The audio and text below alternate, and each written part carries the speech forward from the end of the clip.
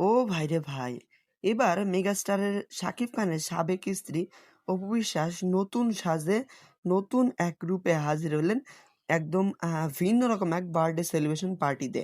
তিনি সেখানে এমন লুক নিয়ে চলে আসেন, দর্শকের একদম নজরে চলে আসেন তিনি। এত দর্শক হয়েছিল এই বার্থডে পার্টিতে যা ধারণার বাইরে। এই বার্থডে পার্টিতে অ্যাটেন্ড করেছিল অনেক আত্মীয়স্বজন। তবে এর বাদেও বিভিন্ন দর্শক কিন্তু মেগাস্টার শাকিব খানের সাবেক স্ত্রী অপু বিশ্বাসকে এক নজর দেখার জন্য সবাই কিন্তু ভিড় জমায়। তার এই অস্থির লুকটা সবাই এত পছন্দ করেছে এবং সবাই এত প্রশংসা করেছে যা বলার মতো নয়।